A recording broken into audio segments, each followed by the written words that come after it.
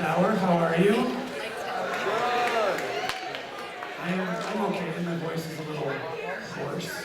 Other than that, good. Welcome to day one of Writers Week.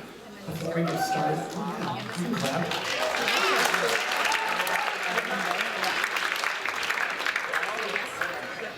Lots of people to thank.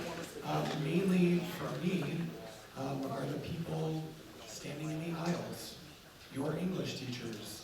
The English department does a ton of work behind the scenes putting this together, so you in the seats, look to the person in the aisle, or if you're in Mr. Klein's class that's sitting right in front of you in a row by himself, and say thank you.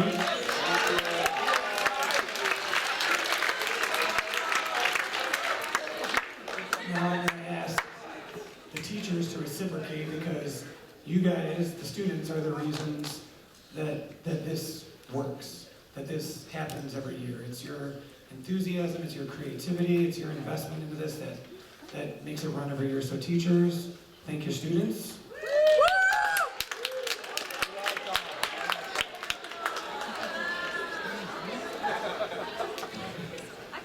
All right. So, this period, Rebecca Mackay is the author of the short story collection Music for Wartime, which we will be selling up on stage, and she will happily sign them for you for $16. And of the novels The 100-Year House, which was the winner of the Chicago Writers Association Award, and The Borrower, a booklist top 10 debut, which has been translated into 8 languages. Her short fiction won a 2017 Pushcart Prize and was chosen for the Best American Short Stories for 4 consecutive years. She's the recipient of a 2014 NEA Fellowship. She's on the MFA faculty at Sierra Nevada College and has taught at the Iowa Writers Workshop, which is awesome, Tin House, and Northwestern University. Ever heard of it? So without further ado, please help me in welcoming Rebecca Mackay.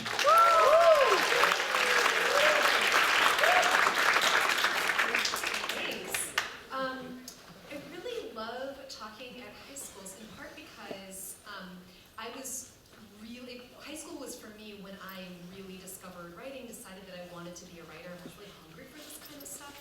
I got some of it, but I didn't have anything like this week, which you guys are incredibly lucky. I actually realized by reading one of your teacher's shirts that this week started the year that I graduated from high school. So this has been going on for a while, because that was not too recent. So what I'm going to do, I'm going to talk to you in general a little bit about writing, about what it means to have a creative career. And then I'm going to talk to you more in specific about fiction writing, and then I'm going to read you something, and then we're going to have some question and answer. And I know that probably not literally every student in the audience actually wants to be a writer, or is here of their own free will, or any of those things necessarily, but I imagine that some of you are interested in it. From what I understand, the long tradition of writing at this high school, it sounds like we probably have some really serious writers in the audience. So I want to speak specifically to those people. And to everyone else, if this doesn't apply to you, don't worry. But maybe it doesn't apply to writing, but maybe there's some corollary, some other interest that you have, like photography, like dance, like drama, that relates in some way. So I'm going to start by saying something that is going to sound possibly insulting. I promise this is going to come out good for all of you. Which is, I didn't understand this until I was probably 25 years old. And I wish I'd understood it earlier. There is no such thing as a writing prodigy. And what I mean by that, the word prodigy, we're really talking about someone who is doing their best work, the best work of their life possibly, in a certain field, when they are quite young, when they're a child, when they're an adolescent, when they're like 19, right? So there are certain things you could be a prodigy in. You could be a prodigy at music, right? They're like violin players who are as good at 18 as they will ever be. They might learn a little bit more, but they're basically there. You could be a prodigy at chess. You could be a prodigy at tennis, right? There are other things that it would be nearly impossible to be a prodigy at simply because of the amount of learning that goes into it, right? It would be really hard to be a prodigy brain surgeon, because how are you going to cram that much education into your life to be good at brain surgery by the time you're 15, and really you don't have the judgment at 15 to be a brain surgeon, right? That's going to come later. I think that there's a great misunderstanding with writing among young writers, because there is such a thing as talent, right? Someone could try something out and discover that they're quite naturally good at it. Someone else could try it and just not quite have the ear for it, really be struggling with it. So talent does exist. You probably recognize that as you look around in your classes. Something comes out a little bit easier for someone than for somebody else, right? But that's not the same thing as expecting yourself at a very young age to be able to produce something as good as what you're reading, the work that's been assigned to you by published writers. Someone certainly at the age, I think of 16 or 17, could be writing something great, something that's even ready for publication, but that same person, if they keep working, is going to be much, much better at the age of 30, at the age of 40, than they were at 16. And the reason for all of this is that unlike something like the violin, writing is a long craft. It's something that doesn't just take hours of practice, but actually takes years and years of living to really be good at. And there are a few reasons for that. One of them, I think, is that as you get older, you have more to say. You simply have more to say about the world. You've experienced more, and when we write, we're really writing about our experiences. For most of us, you know, if you're like me, I grew up in the suburbs of Chicago. I had an interesting life, but not a lot of stuff had happened to me by the time I was 15, right? So there's that. There's also, though, the fact that, let's say you were a painter. Let's say that's your passion. You can check out the work of a great painter in 10 minutes. You haven't maybe studied everything about it, but you can go to the Art Institute, you can look online even, and you can see, okay, here's Picasso, here's what he did. And maybe you spend 10 minutes looking at it, maybe you spend several hours looking at it, but you can pretty much get what another artist out there has done in a pretty short amount of time. So if you're a writer, the amount of time that it takes you to absorb like what Hemingway did or what Willa Cather did, right? It's weeks. You know, to read an entire novel, to read multiple novels, to analyze that, to understand the historical context, all of those things, you simply can't absorb the amount of literature that you need to consume in order to produce it that fast. Reading is pretty slow, right? Even for those of us who love to read, it's a pretty slow thing. And I still feel like there are major, major authors who I haven't even touched. I started reading Kurt Vonnegut this week for the first time in my life. He's a pretty major author. You might not have covered him in high school, but that's someone who, if I, you know, as a writer, if I tell people I haven't read Kurt Vonnegut, other writers go, really? It's kind of embarrassing. If I were a visual artist, of course I would have seen that person's work. I would have walked by it. I would be familiar with what it looks like. So that's another reason that it just simply takes a really long time. And you can't expect yourself to come out writing your first poem, writing your second story, and have it be brilliant. You can hope that it's something that satisfies you in some way. You can hope that it got across the thing that you were feeling, the thing that you wanted to express. You can hope that that feels satisfactory, and it might. That would be great. But you can't, at this age, punish yourself or give up because you're seeing the gap between where you are and where you will one day be. And I think that's something that happens to a lot of young people in a lot of different creative fields. If you're interested in an art form, photography, music, writing, whatever it is, you're probably interested in it because you have really good taste. You know what you like, and your ear develops before your ability to produce that. So if you wanted to be a singer, you listening to someone who's an amazing singer, and you open your own mouth, and it doesn't come out that great. And the two paths you could take at that point are, never mind, I'm never gonna try this again. Or, okay, this is a learning process and I have to get there. And writing is more of a learning process than you might think. It's less like being great at music and more like learning the art of basket weaving, something that is a lifelong, intense craft. And before I get into some specifics, I will say that a really good sign for a young writer, I would say young is up to like age 25 or 30 as you're learning your craft, or a beginning writer who's beginning much later in life. If you look at what you wrote a year ago, or even a month ago, and it makes you want to throw up because it's so embarrassing and you would never write that now and you can't believe that you ever thought that stuff or that you would ever put it that way and you want to burn it and it makes you never want to write again if this is what you write like, it's a really good sign because it means that you have progressed since you wrote that. Even if that was something you wrote yesterday, looking at it now, you have progressed probably by writing it to a point where that's no longer what you would write, and that's no longer how you would write it. And it can be discouraging. People can take that as a terrible sign. That can be the moment when people give up, when actually it is one of the best signs that there is, that sign of progress.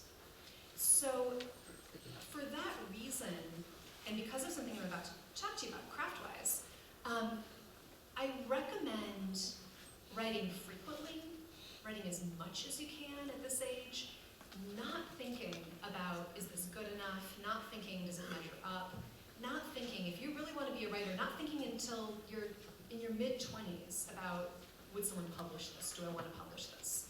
There's plenty of time for that later. And something I see happening more and more with young writers is because it's a possibility for you to publish your work instantly online, there's temptation to do that. And I can guarantee, first of all, you're going to feel, hopefully, if you're a good writer, just because of your growth, you're going to feel embarrassed by that a month from now, let alone 20 years from now if it's somehow still around, because you don't know if it's going to stick around. But also, you start writing in a different way. You start writing for an audience and start worrying about what people will think about it instead of taking advantage of this wonderful, long sort of purgatory that your art can be in as you're young, where no one's going to judge it, no one's going to see it, and it can just be.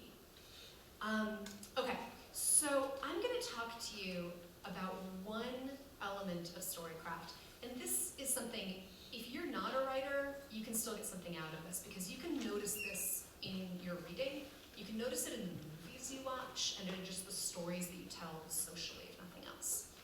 So, I imagine that this has probably come up in class. I'm probably going to talk about it in a different way than you're used to, that you talk about the arc of a story.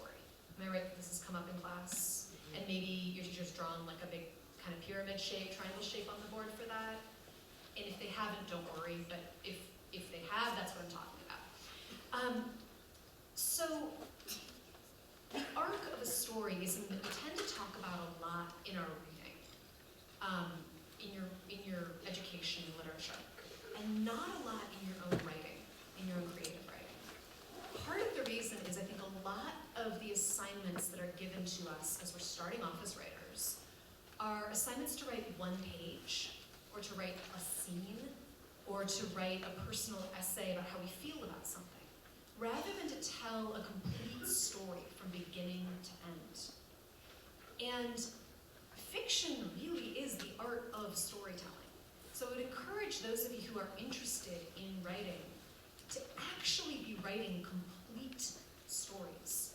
Don't start to write a novel, because you're young, and by the time you get to the end of it, you're not going to be interested in where you were when you started to write it. It takes a few years, really, to write a novel. Think how old you were, however old you are now.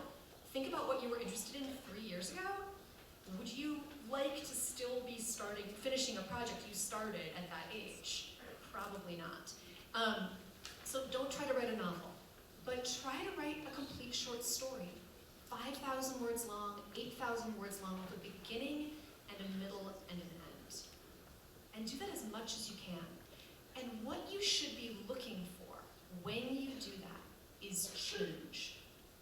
So stories are entirely about change. If I simply tell you about my day, if I say, I decided I was hungry, so I decided to go get a sandwich. So I did go get a sandwich. And then I ate the sandwich. And then I was full. And I had some water. And I went home.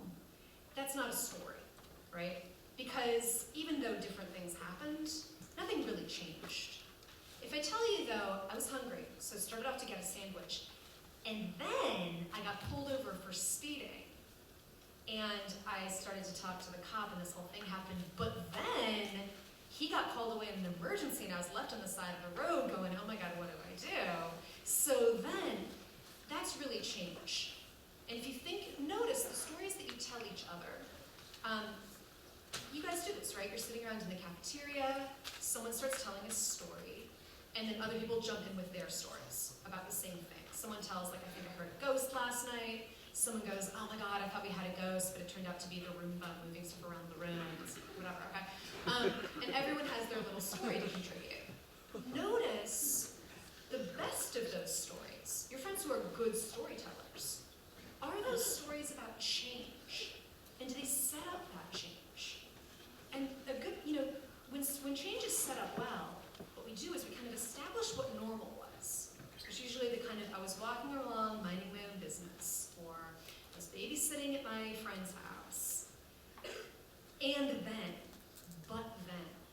some kind of major change occurs. Any complete story, and I'm not big on formulas, there's no formula for writing, so don't misunderstand me here.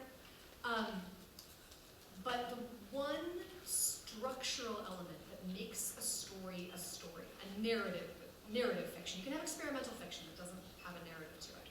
But the one thing that makes a narrative is that there are at least two major changes. Probably one towards the beginning, and probably one near the end.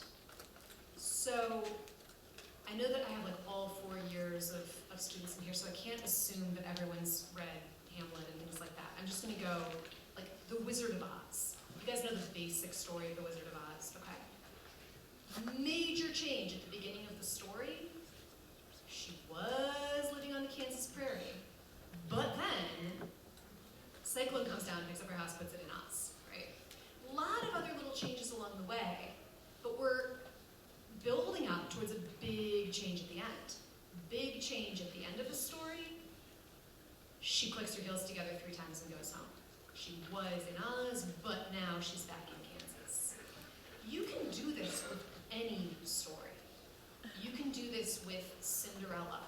She was living at home, having to clean up the fireplace, but then the fairy godmother came. Blah, blah, blah, blah, blah, blah, blah, blah, blah. It wasn't gonna work out, but then the glass slipper fit her foot, and now she's a princess. It's actually really fun to do. It's fun to think of the ones that you think might not fit that pattern, and do it. Think about movies. Think about even an episode of a TV show, like an episode of a sitcom.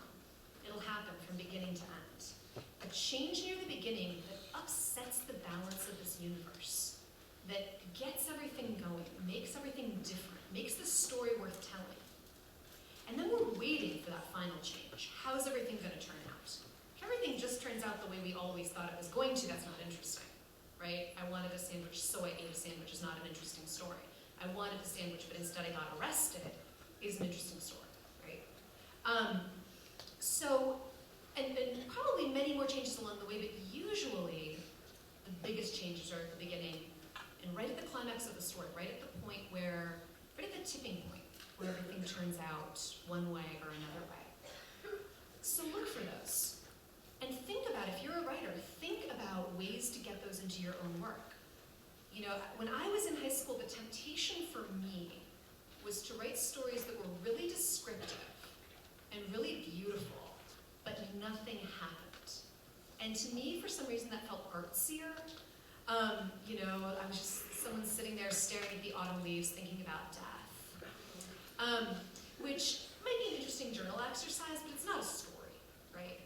Imagine telling that story to your friends in the cafeteria. Everyone's telling their funny story, and you're like, well, once I sat there and I looked at the leaves and I thought about death. It's not a good story, right? So think about what makes a story a story. See if you can implement those pivot points, those points of change, of surprise.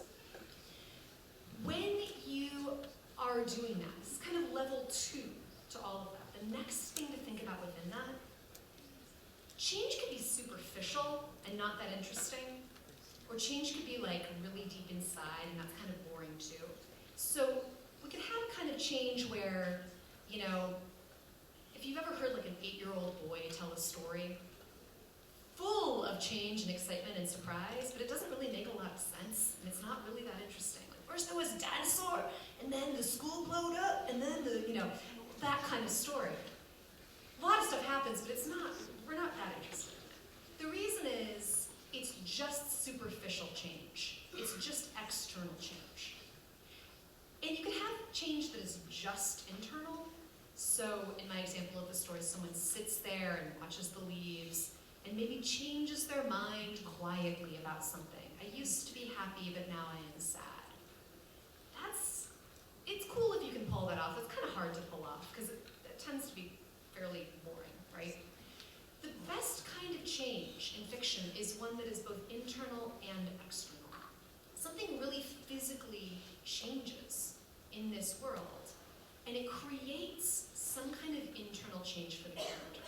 They realize something as a result, right? So, Dorothy, at the end of The Wizard of Oz, big external physical change there at the end is she was in Oz, now she gets to go home to Kansas. The internal change that goes along with it is, oh my gosh, I never saw it all along, there's no place like home, right? I think that when you can find the balance between those, if you know what you want a character to realize, can you make that physical in the world? You know, you want the character's big change at the end to be that they forgive their father. Could you show that by having the character actually call their father? Could you show that by having them make a decision they wouldn't have otherwise made? So, look for those as you read, look for those as you watch movies, look for those as you listen to your friends tell the story that you've already heard 5 million times over lunch. And if nothing else, it's going to make you a better storyteller. It's definitely going to make you a better reader as you look for that arc. The stuff that I'm talking about is that idea of that initial change and that ultimate change, that's Aristotle, going back to the Poetics, ancient Greece. This is something that is, it's not just the way we write novels now. This is something that is fundamental to all storytelling. And I think there's something deep, really embedded in sort of the human consciousness about storytelling and about that structure for some reason. It's part of what makes us human. So look for that. And if you're a writer, really do, that arc that you might see your teacher draw in English class, that idea of rising action, climax, falling action, and can I get a change in there early? Can I get a change in there late? Actually do that for your own stories that you write. It's going to feel really geeky. It is really geeky. This whole enterprise is a really geeky enterprise. That's how you're going to get good at thinking about structure. It's going to make you a better storyteller. The other advice, before I read something here, the other advice that I would give everyone who is interested in storytelling, whether it is you're interested in fiction or telling your stories through slam poetry or being a filmmaker someday, anything like that. Right now, while you still can, while you are young, act. By which I mean literally join the theater. Whether that means you're on stage or not doesn't matter. Work the spotlight, be the person who sweeps the stage, anything like that. But there is nothing better for learning about story and storytelling than to live in the same story, night after night after night. even my favorite books as an adult, I've read maybe 2 or 3 times. But, and even, short stories maybe that I teach my students, still only maybe read them 5, 6, 10 times. Versus, I was in college, I was in The Importance of Being Earnest. It's an Oscar Wilde play. We probably rehearsed 100 times at least, plus the number of times that I read it. There's no other story that I know as well as that.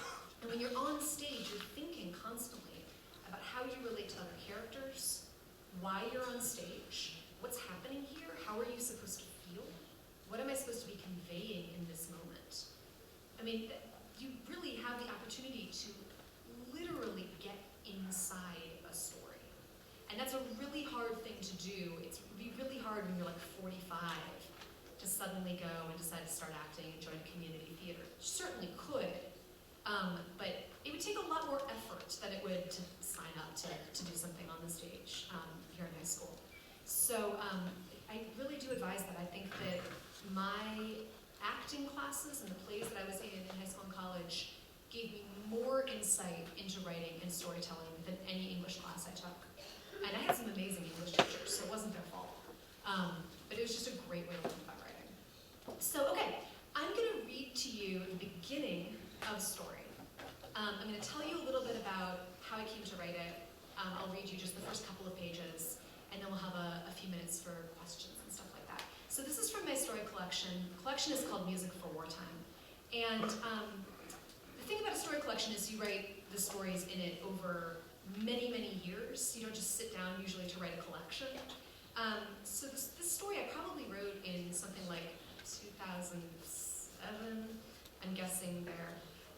But at the time, I was really interested, I still am actually, in reality TV. And specifically, I wasn't watching it like a normal person. I was watching it really trying to figure out what was going on behind the camera and how they were manipulating people. I was really interested in shows like Project Runway and Top Chef, where there's sort of talent-based reality competitions, but it's, they're kind of getting them to act in ways they normally wouldn't. They're sleep depriving them and all kinds of other things. And I started really wondering about, I assume you guys have, you've all seen something, you've all watched reality TV in some way or another, right? Yes? Okay. I became really interested in sort of the talking head interviews where they are looking at, we just see a person talking. Seems like they're giving these answers on their own, but we know that there's someone behind the camera, near the camera, asking them really pointed questions and getting them to say this stuff. And I decided that for me, the most interesting person in that story was the question asker. Whatever assistant producer had the job of trying to manipulate these contestants. So that's what I'm writing about. So I'm going to read you it'll be like 4 minutes of reading, like 4 or 5 pages. And the story is called The November Story, and then I'm going to stop in the middle. Marcus is a gifted crier. We just say, "Tell us how your grandfather would feel," and he gushes like Miss America. "My grandfather would be so proud of me," he says, and blows a kiss to the sky.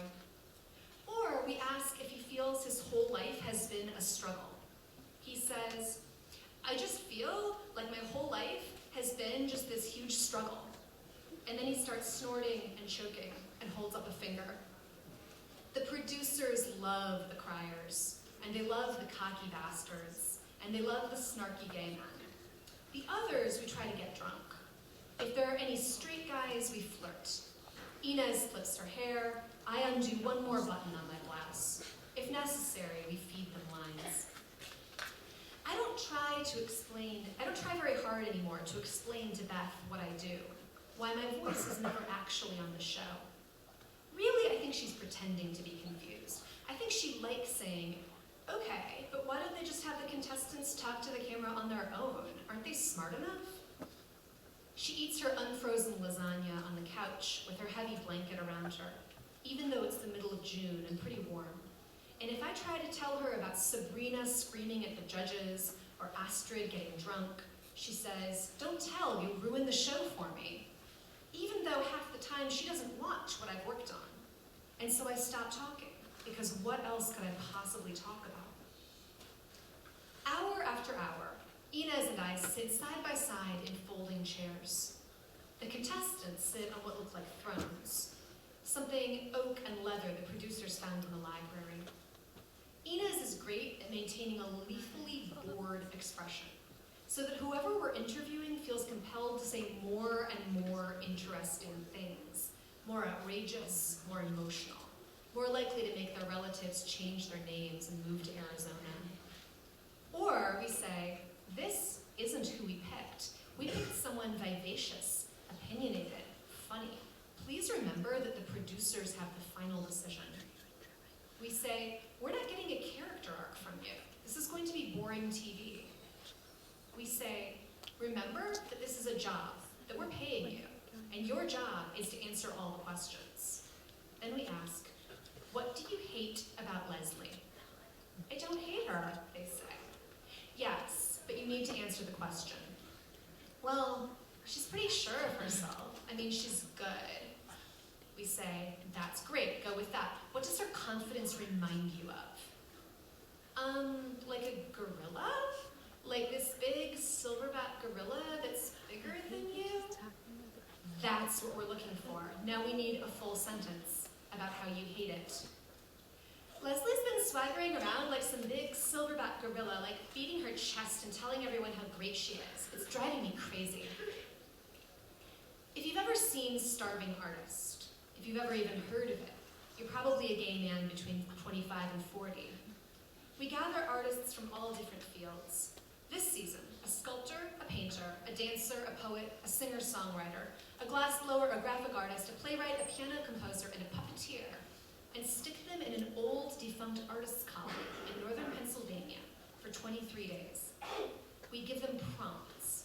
The first episode was Nightmare, then Shakespeare, then baseball. They work for a day and a half, creating something small and potentially beautiful, and always tragically rushed. And then they're judged, eliminated, given warnings, awarded prizes, the usual deal.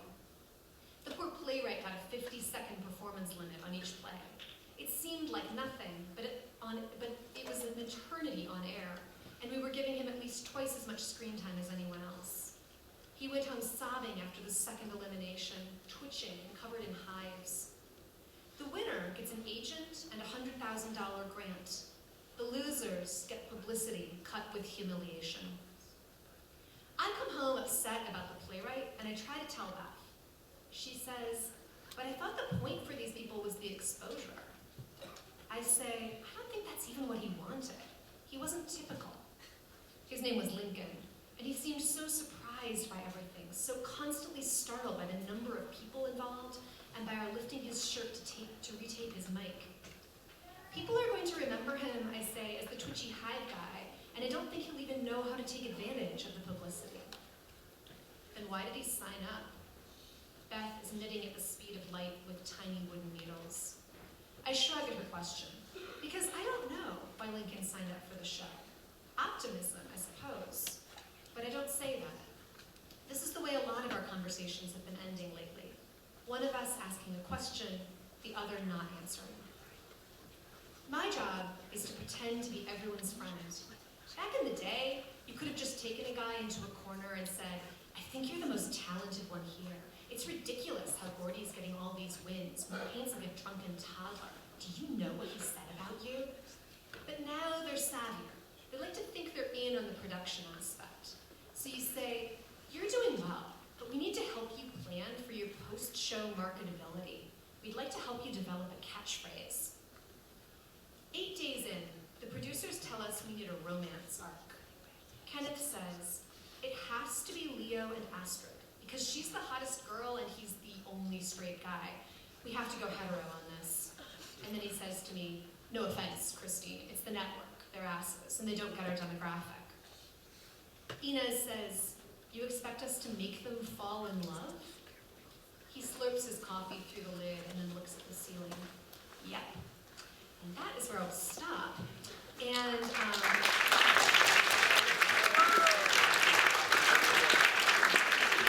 so I'll say the story goes on from there, but what I basically read up to was the first big change in the story. Things were kind of going along, and this, the producer asking her to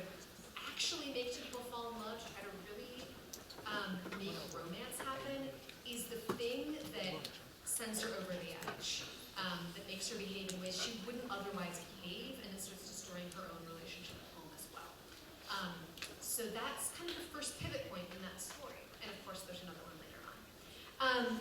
So we have some time, and I would love any questions that you guys have at all about writing, about publishing, about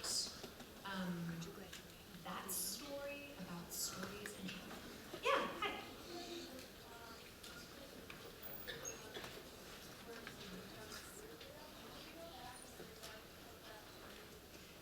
Yeah, that's a really good question. What she asked was, she said, you know, I was saying it was such a good thing if you kind of revolted by your previous work. So for me, I'm collecting these stories a couple of years ago into this collection, and some of them are really old.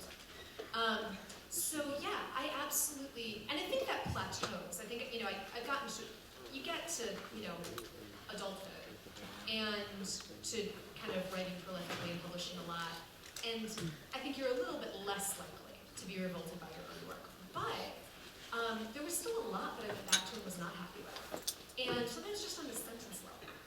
Like, something sounded differently to me now, on that level of word and sound than it had before. So I did complete overhauls of some stories. Other ones it was adding a little bit, other ones it was smoothing out the language. But there's nothing in here that is exactly how it was first published in a journal or a magazine. You know, and they were good enough to get published. So I wasn't looking back and going, I'm so embarrassed that I ever wrote this. But I'd look at an individual sentence